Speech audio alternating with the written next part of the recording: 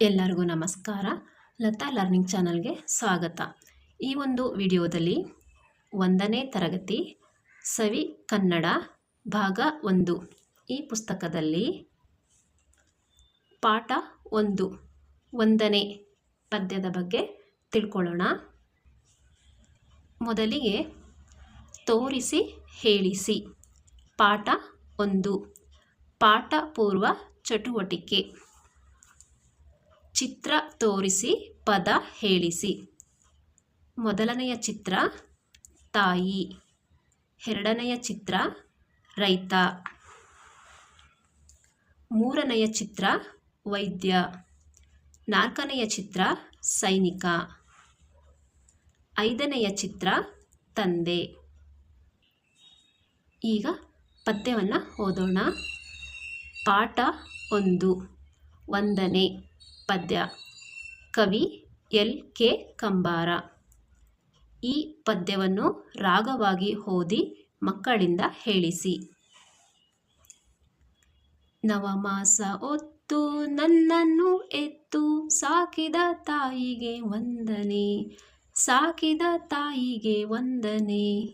ಮೈಮುರಿ ದುಡಿದು ನನ್ನನ್ನು ಸಲುಹಿ ಬೆಳೆಸಿದ ತಂದೆಗೆ ವಂದನೆ, ಬೆಳೆಸಿದ ತಂದೆಗೆ ವಂದನೆ.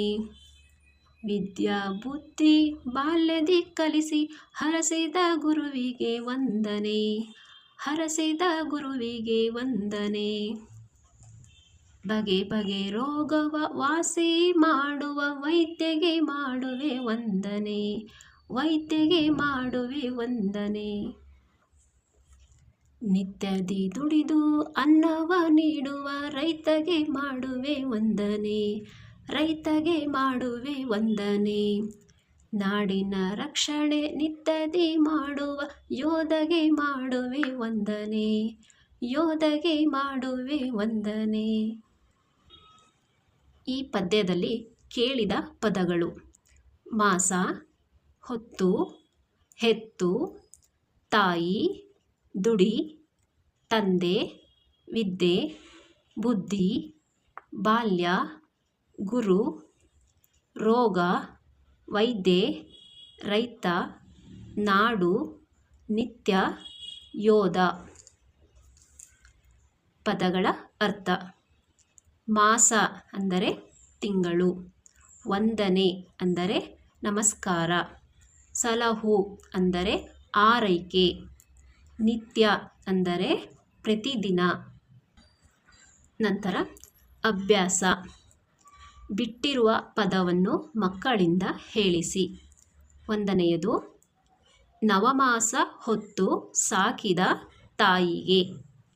2ನೇಯದು ಮೈಮುರಿ ದುಡಿದು ಬೆಳೆಸಿದ ತಂದೆಗೆ.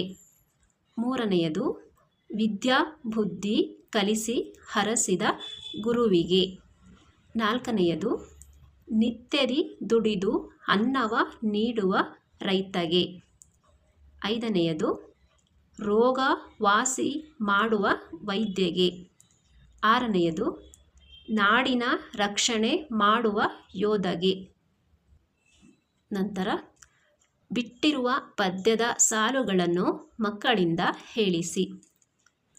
ನವಮಾಸ ಹೊತ್ತು ನನ್ನನ್ನು ಹೆತ್ತು ಸಾಕಿದ ತಾಯಿಗೆ ವಂದನೆ, ಮೈಮುರಿ ದುಡಿದು ನನ್ನನ್ನು ಸಲುಹಿ ಬೆಳೆಸಿದ ತಂದೆಗೆ ವಂದನೆ. ವಿದ್ಯಾ ಬುದ್ಧಿ ಬಾಲ್ಯದಿ ಕಲಿಸಿ ಹರಸಿದ ಗುರುವಿಗೆ ವಂದನೆ. ಬಗೆ ಬಗೆ ರೋಗವ ವಾಸಿ ಮಾಡುವ ವೈದ್ಯಗೆ ಮಾಡುವೆ ವಂದನೆ. ನಿತ್ಯದಿ ದುಡಿದು ಅನ್ನವ ನೀಡುವ ರೈತಗೆ ಮಾಡುವೆ ವಂದನೆ. ನಾಡಿನ ರಕ್ಷಣೆ ನಿತ್ಯದಿ ಮಾಡುವ ಯೋಧಗೆ ಮಾಡುವೆ ವಂದನೆ. ನಂತರ ಚಿತ್ರಗಳನ್ನು ತೋರಿಸಿ ಪ್ರಶ್ನೆಗಳನ್ನು ಕೇಳಿ ಉತ್ತರ ಪಡೆಯಿರಿ. ಮೊದಲನೆಯ ಚಿತ್ರ: ವೈದ್ಯೆ ಏನು ಮಾಡುತ್ತಿದ್ದಾರೆ? ಉತ್ತರ: ವೈದ್ಯೆ ರೋಗಿಗೆ ಚಿಕಿತ್ಸೆ ನೀಡುತ್ತಿದ್ದಾರೆ.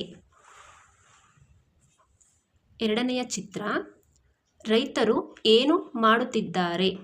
ಉತ್ತರ: ರೈತರು ಹೊಲದಲ್ಲಿ ವ್ಯವಸಾಯ ಮಾಡುತ್ತಿದ್ದಾರೆ.